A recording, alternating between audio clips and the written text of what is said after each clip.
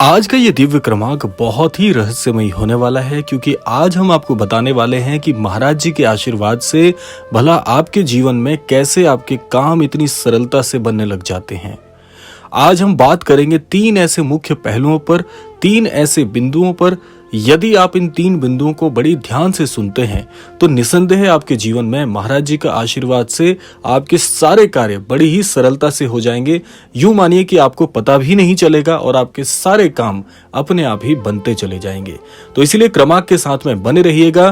3 बिंदु आप सभी के लिए बहुत महत्वपूर्ण होने वाले हैं, तो इसीलिए तीनों बिंदुओं को बड़े ध्यान से आपको सुनना होगा। तो आइए प्रारंभ करते हैं आज के इस दिव्य अध्याय को। नीम करौली बाबा की शक्ति और कैसे उनके आशीर्वादों से आपके जीवन में आने वाली कठिनाइयां आसानी से सुलझ जाती हैं। महाराज जी को ना सिर्फ भारत में बल्कि दुनिया भर में लोग पूजते हैं। कहते हैं कि उनकी कृपा से असंभव भी संभव हो जाता है। तो आइए जानते हैं ये सब कुछ इतनी आसानी से भला कैसे हो जाता है।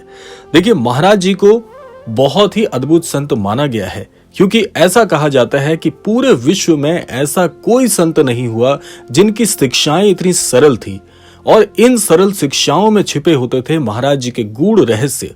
महाराज जी आसान सी बात आपको बोलकर उसके गहरे महत्व को आपके हृदय में स्थापित कर देते थे। इसीलिए आपका हृदय पूरी तरह से पवित्र हो जाता था। और जैसा कि आपने सुना होगा कि पवित्र हृदय जिस व्यक्ति का होता है, ऐसे व्यक्ति पर हमेशा ईश्वर की कृपा मेहरबान रहती है। महाराज जी कहते हैं, जो भी हनुमान जी की भक्ति करता है उसका कल्याण होता है। महाराज जी कहते हैं कि सब कुछ ईश्वर की इच्छा से होता है। कई भक्तों का मानना है कि जब वो बाबा से प्रार्थना करते थे तो उनके कामों में बाधाएं स्वतः ही समाप्त हो जाती थी।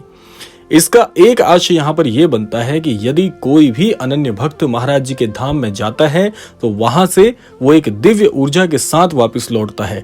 वो दिव्य ऊर्जा जब आपके काम में दिखने लग जाती है, यानी कि वो दिव्य ऊर्जा आपके काम में जब आपकी सहायता करने लग जाती है, तो यूं मानिए कि जैसे काम आप कर रहे हैं लेकिन उस पर सफलता की मोहर पहले से ही महाराज जी ने लगा दी है। अब जानते हैं क्रमबद्ध तरीके से, आइए बात करते हैं सबसे पहले बिंदु के विषय में कि महाराज जी कैसे और महाराज जी की कृपाएं कैसे आपके जीवन में परिवर्तन लाती हैं। सबसे पहला जो बिंदु है, आपको ध्यान से समझना होगा कि आपको अपने हृदय को सभी के लिए बिल्कुल ही पवित्र रखना होगा। महाराज जी का ये सरल सा उपदेश आपके जीवन में बहुत बड़ा परिवर्तन ला सकता है। इसे जीवन में प्रयोग कैसे करें, अपने हृदय को कोमल कैसे बनाएं, पवित्र कैसे बनाएं, इसे आइए जानते हैं। महाराज जी कहते हैं कि जब आप ईश्वर की आराधना करना प्रारंभ कर जाते हो, यानी कि प्रार्थनाएं करने लग जाते हो, तो आपके हृदय में एक प्रेम जागृत होता है। ये प्रेम हर एक व्यक्ति के हृदय में जागृत नहीं हो सकता। कारण क्या है कि आप आध्यात्मिक प्रवृत्ति को अपनाते नहीं हैं। महाराज जी एक बात कहते हैं, सरल हृदय वाले व्यक्ति को ईश्वर बड़ी ही आसानी से प्राप्त है।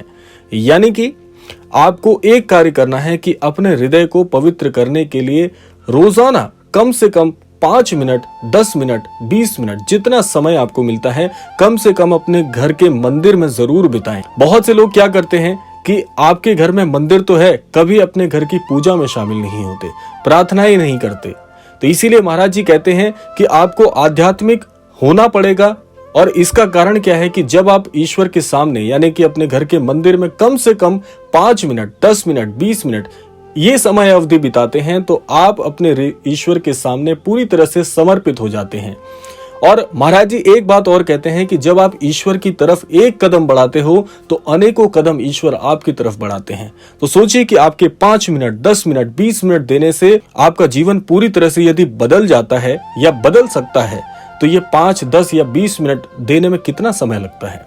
पूरे दिन से क्या 5 मिनट आप ईश्वर के लिए नहीं निकाल सकते? तो यही बात महाराज जी सिखाते हैं। ये पहला बिंदु आप सबके लिए महत्वपूर्ण है। अपने घर में जहां पर भी आपका मंदिर स्थान है, जरूर समय देना प्रारंभ करिए। पहले दिन से आपको इसका अंतर देखने को जरूर मिलेगा। आइए बात करते हैं महाराज जी के दूसरे उस बिंदु पर, जो कि महाराज जी बताते हैं कि आपको अपने जीवन में परिवर्तन लाने के लिए पूरी तरह से ये जो दूसरा बिंदु है पूरी तरह से काम करेगा। देखिए, महाराज जी कहते हैं कि हमेशा आपको कुछ बातों का ध्यान रखना चाहिए। ये बातें आपके लिए सरल हो सकती हैं सुनने में, लेकिन इनका जो प्रभाव है बहुत ही चमत्कारिक है। पहला, महाराज जी कहते हैं कि आपको हृदय में निस्वार्थ भाव लाना चाहिए। बहुत से लोग यहाँ पर एक गलती करते हैं। निस्वार्थ शब्द को बहुत से लोग अलग अलग दृष्टि से देखते हैं, लेकिन इसका सटीक अर्थ क्या है, महाराज जी कहना क्या चाहते हैं निस्वार्थ भाव से? निस्वार्थ भाव का अर्थ होता है कि जब आप कोई ऐसी सेवा किसी को देते हैं जिसकी एवज में आप कोई इच्छा नहीं रखते, यानी कि आपकी जो सेवा है उसकी एवज में आप कुछ नहीं सोचते या किसी से कोई अपेक्षा नहीं रखते, ये निस्वार्थ भाव है। तो इसीलिए जब भी आप दूसरों की सहायता करें, हमेशा हृदय में कोई इच्छा ना रखें, आप अपने मन से, अंतर मन की गहराई से दूसरों की सेवा करना प्रारंभ करें। तो महाराज जी कहते हैं कि जो व्यक्ति निस्वार्थ भाव से सोचता है उसके लिए केवल और केवल ईश्वर सोचते हैं। अब आप सोचिए कि आपका मस्तिष्क बड़ा है या आपका मस्तिष्क ज्यादा अच्छा आपके लिए सोच सकता है, या इस काम को आप ईश्वर को देना चाहते हैं कि आपके लिए ईश्वर स्वयं सोचे, आपके लिए योजनाएं ईश्वर स्वयं बनाए? तो आपको उत्तर मिल ही गया होगा कि ये काम ईश्वर पर ही छोड़ देना चाहिए। अगर ऐसा चाहते हैं, ईश्वर की योजनाएं आपके लिए अच्छी हो, ये चाहते हैं, निस्वार्थता को अपनाइए। कभी भी मन में इच्छा मत लाइए, कोई भी कार्य करें इच्छा रहित कीजिए। जब आप इस प्रकार से सेवा करना प्रारंभ करते हैं, आप देखिएगा कि जब आप 2 हाथ से किसी की सेवा करेंगे तो अनेकों हाथ आपकी सेवा के लिए पहले से ही तैयार होंगे। तो इसीलिए महाराज जी कहते हैं निस्वार्थता को अपनाइए, जीवन को बदलता हुआ अपनी आंखों के सामने देखिए। दूसरी बात है शांत मन। महाराज जी इस बात को बड़ी ही गूढ़ता से समझाते हैं कि आज जिस युग में हम अपने जीवन का यापन कर रहे हैं, आप सभी देख रहे होंगे चारों दिशाओं में हर व्यक्ति का मन व्यथित है, बहुत परेशान रहते हैं। महाराज जी कहते हैं इतना परेशान होने की आवश्यकता ही नहीं है। एक वाक्य महाराज जी का आपके साथ साझा करूंगा। महाराज जी कहते हैं कि आप 100 साल की योजना बनाते हुए तो चल सकते हैं, मन में 100 साल की योजना अपने मस्तिष्क में बनाई हुई है कि यदि मैं 100 साल का जीवन जीता हूं तो इस समय पर इस आयु में ये काम करूंगा। लेकिन महाराज जी कहते हैं आप अगले क्षण हमारे साथ क्या होगा ये कभी सोचते ही नहीं है, अगले ही क्षण हमारे साथ कुछ भी हो सकता है। इसलिए महाराज जी कहते हैं ये 100 साल की, 10 साल की, 20 साल की योजनाएं बनाना छोड़ दीजिए। आज के इस वर्तमान समय में जिए और आप ऐसा समझ के जिए कि यही क्षण केवल आपके हाथ में है। जितना अच्छा करना है, जितना अच्छा बोलना है, जितना अच्छा सोचना है, इसी क्षण में सोच लीजिए। आपके पूरे जीवन में ऐसा ही होगा जैसा आज अभी सोच रहे हैं। यह है जीवन बदलने की पूरी प्रक्रिया जो महाराज जी के आशीर्वाद से चलती है। आइए बात करते हैं तीसरे सबसे महत्वपूर्ण बिंदु की, जिसमें मैं आपको कुछ अनन्य भक्तों के अनुभव है वो मैं आपको जरूर सुनाऊंगा, जो कि आपके जीवन में पूरी तरह से बड़े बदलाव ला सकते हैं। देखिए महाराज जी के कई अनन्य भक्त हुए हैं, जिनमें से ये वाला जो प्रसंग है आपको सुन के बड़ा ही अच्छा लगेगा। एक बार की बात है, महाराज जी की आरती कैंची धाम में चल रही थी। महाराज जी का जो सायंकालीन आरती का समय होता है, उस समय वहां पर बहुत ही अद्भुत तरीके से श्री हनुमान जी के भजन कीर्तन आदि चल रहे थे। एक बार आरती हो रही थी, तो उस समय महाराज जी का एक अनन्य भक्त आरती के समापन का इंतजार कर रहा था और महाराज जी से कोई प्रश्न पूछना चाहता था, बहुत व्याकुल था।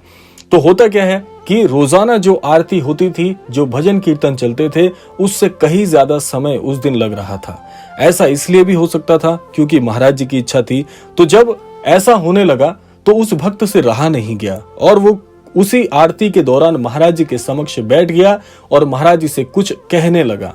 लेकिन महाराज जी जब आरती चल रही थी उसमें पूरी तरह से तल्लीन थे, जैसे कि महाराज जी वहां पर है ही नहीं। भक्त ने बहुत प्रयास किया महाराज जी से बात करने का, लेकिन महाराज जी ने ना उसकी बात को गौर से सुना, ना कोई प्रत्युत्तर दिया।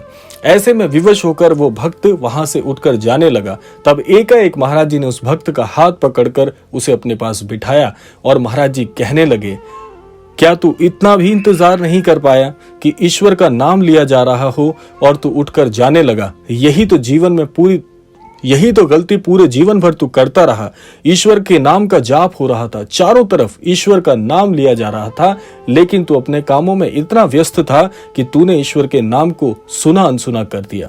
और जैसे ही महाराज जी के ये शब्द उसके कान में पड़े तो वो अनन्य भक्त फूट फूट कर रोने लगा और अपनी गलतियों पर पछताने लगा। और महाराज जी ने अपना अभय हस्त जब उस व्यक्ति के मस्तिष्क पर रखा तो जैसे कि उसके सारे जीवन के कष्ट ही वो महाराज जी को वहीं छोड़ आया।